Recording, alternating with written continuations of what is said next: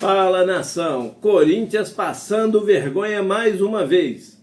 Sobre a situação Hugo Souza, Flamengo recusa a garantia bancária que o time de Itaquera ofereceu. Renovação travada na situação de Eric Pulgar. FIFA estipula valor a ser pago por cada equipe que participará do Super Mundial de Clubes de 2022. Dívida do Flamengo aumentou de 48 milhões para 380. E a verdade sobre isso veio à tona. E agora, Rodolfo Landim, como explicar esse aumento da dívida? Isso tudo e muito mais agora, então eu peço não pule nenhuma parte sequer do vídeo, pois está cheio de informações do mais querido do Brasil e do mundo, o Clube de Regatas do Flamengo. Então, sem mais delongas, vem nação rubro-negra. Bom, vamos lá. FIFA bate o martelo e decide aí um valor a ser pago para cada equipe que participará do Super Mundial. E o valor está definido: 19 milhões de euros para cada um participante, algo em torno de 114 milhões de reais. Isso corresponde a 10% da receita do Clube de Regatas do Flamengo. É um bom dinheiro? Vai dar para ajudar nas despesas do ano que vem? O que vocês acham? Deixa aí nos comentários. Com esse valor estipulado, a FIFA espera aí gastar algo em torno de 1 bilhão e 300 milhões de reais em pagamento aos clubes participantes do primeiro Super Mundial de Clubes, que começará em junho do ano que vem e terminará em julho. Bom, mudando de assunto aí, vamos lá. Eric Pulgar, jornal O Globo traz que o jogador recusou a terceira proposta de renovação de contrato. O jogador espera aí receber um salário compatível com o que ele vem entregando. Bom, vamos lá. Ele tem todo o direito de argumentar e questionar os valores. Mas o que Eric Pulgar entregou esse ano? Não foi a mesma temporada que foi entregue passada. Esse ano, no começo do ano, ele viveu uma temporada horrível. E nos últimos jogos, voltou a jogar aquilo que ele mostrou para a torcida. O contrato do atleta se encerra em dezembro de 2025. No meio do ano que vem, em junho do ano que vem, ele já pode assinar um pré-contrato com qualquer clube do Brasil e do mundo. River Plate já demonstrou interesse. Vale a pena aumentar o salário do atleta e fazer uma renovação com ele, ou nessa próxima janela de transferência que se abre em janeiro, se surgir uma proposta, por que não vender? O jogador nessa temporada de 2024 alternou aí bons e maus momentos. O que vocês acham? Vou deixar bem claro, minha opinião. Acredito eu que o Flamengo pode dispensar, vender e trazer um jogador melhor. Tem jogadores no futebol brasileiro que jogam mais do que ele. Minha opinião. Começou a fazer muita firula, acho que está na hora de dispensar. Minha opinião, eu não renovaria. Na primeira janela de transferência, surgindo uma boa proposta, eu venderia de imediato. Bom, vamos lá. Flamengo bate a porta na cara do Corinthians e o Corinthians passa vergonha mais uma vez em relação a Hugo Souza. Pois bem, o Corinthians passou ao Flamengo o garantidor, o fiador, o tal bendito fiador, uma instituição financeira. E o Flamengo recusou E o que veio à tona, que foi a mesma instituição financeira que o Flamengo tinha recusado para ser fiador do Mateuzinho. Aí foi aonde a Brax entrou no lugar, na parada, e ficou como fiadora do Mateuzinho. O Flamengo aí agora recusa novamente esse fiador que o Corinthians tem colocado. E o Corinthians estuda agora a possibilidade de pagamento à vista. Lembrando, a situação de Hugo Souza, ela, entre aspas, é favorável ao Corinthians até o dia 30. Depois disso, o Corinthians perde todo o direito. E aí o Flamengo pode negociar com qualquer clube do Brasil e do mundo. Lembrando que o Grupo City aí tem interesse no jogador. Inclusive se fala que o Corinthians arrumará esse dinheiro para pagar à vista, essa quantia de 800 mil euros.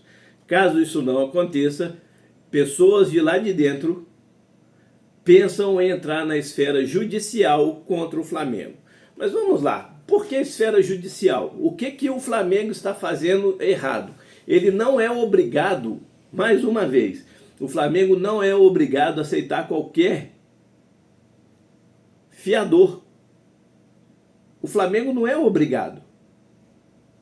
E outra, isso aí acho que mais uma vez está sendo jogado para a torcida, e essa notícia sai agora justamente para tentar aí diminuir o holofote do presidente do Corinthians aí, que está sendo empichado aí no Corinthians.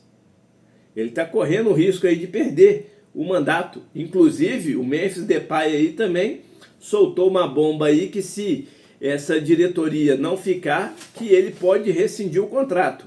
E aí estão jogando agora essa situação do Hugo Souza para tirar o foco do Augusto de Melo. O Flamengo já deixou claro que não vai ser qualquer um. E não podemos esquecer, o Corinthians tem que resolver a situação do Balbuena. Porque ele lá está com o transfer ban.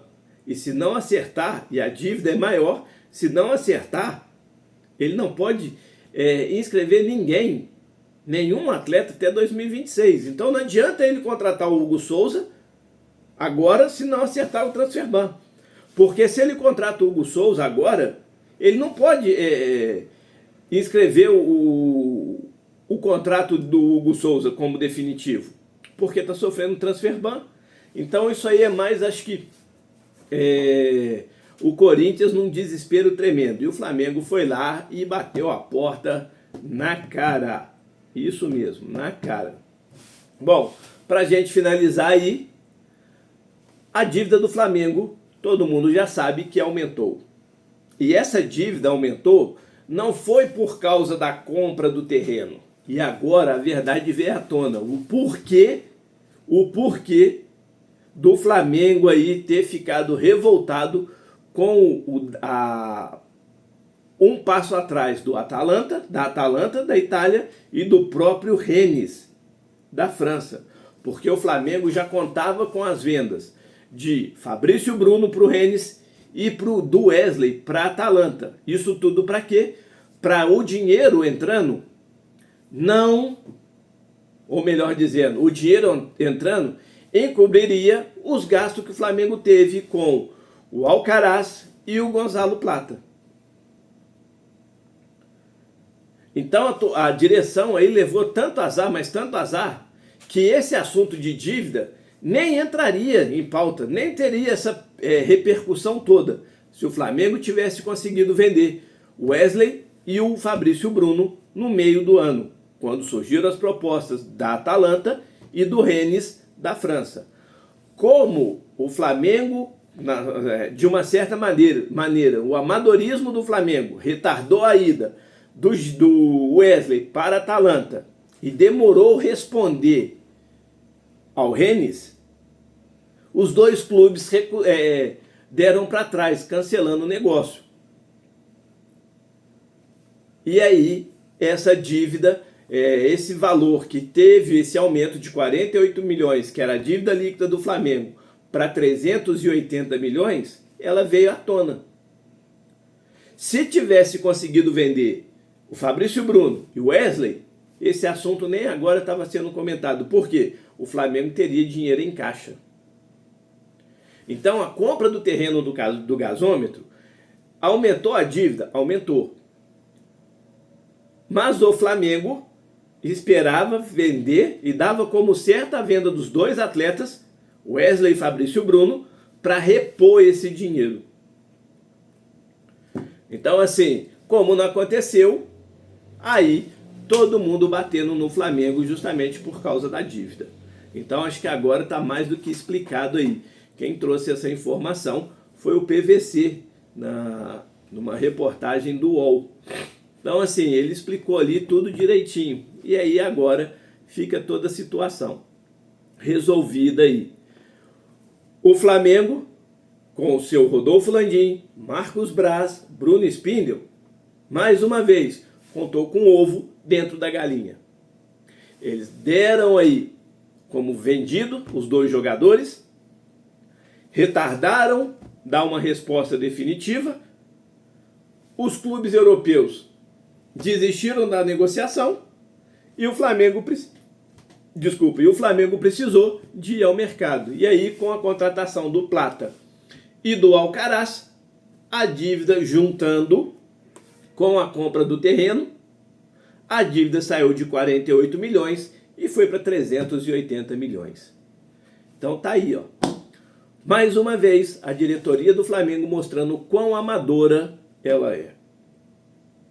Você assiste os nossos vídeos, mas ainda não é inscrito?